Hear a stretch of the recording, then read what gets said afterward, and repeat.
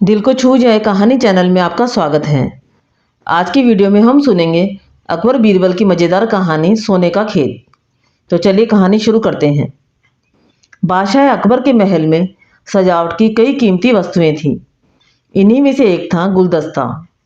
लेकिन यह कोई आम गुलदस्ता नहीं था, बल्कि इस गुलदस्ते से बादशाह अकबर को बहुत ज़्यादा लगाव था। इसलिए वो हमेशा इसे पलंग के बगल में रखते थे। एक नौकर एक दिन अकबर के कमरे की सफाई कर रहा था। तभी उसके हाथ से वह गुलदस्ता टूट गया।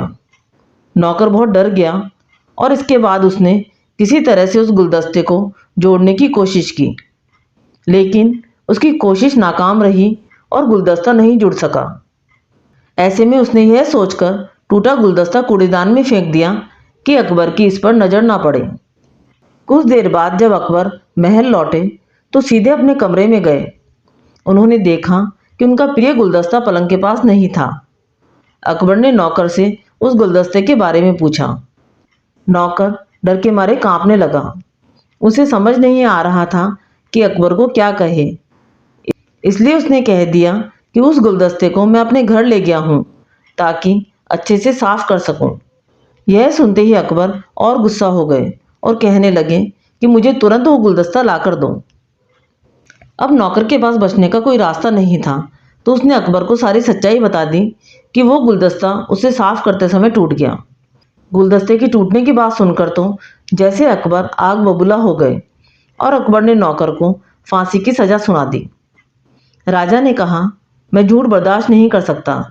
जब गुलदस्ता टूट गया था तो तुमने मुझसे झूठ क्यों कहा? अगले दिन इस घटना को लेकर दरबार में जिक्र हुआ और बीरबल ने इसका विरोध किया। बीरबल ने कहा कि झूठ तो हर इंसान कभी न कभी बोलता ही है। ऐसे में किसी के झूठ बोलने से अगर कुछ बुरा या गलत नहीं होता तो झूठ बोलना गलत नहीं है। बीरबल से ऐसी बात सुनकर अकबर उस पर भी भड़क गए। अकबर ने सभा में उपस्थित सभी लोगों से पूछा कि क्या यहाँ कोई ऐसा है जिसने कभी झूठ बोला हो? सभी ने एक सुर में कहा, नहीं, वो झूठ नहीं बोलते। इसके बाद अकबर ने बीरबल को भी दरबार से निकाल दिया। दरबार से निकल जाने के बाद बीरबल ने यह ठान ली कि वो किसी तरह भी इस बात को साबित करके रहेंगे कि जीवन में हर व्यक्ति कभी ना कभी झूठ बोलता है। तुरंत बीरबल के दिमाग में एक तरकीब आई और वो सीधे सुनार के पास गए। बीरबल ने जौहरी से सोने की गेहूं की जैसी दिखने वाली बाली बनवाई और उसे लेकर अकबर की सभा में पहुंच गए। अकबर ने बीरबल को सभा में देखकर पूछा कि अब तुम यहाँ क्यों आए हो?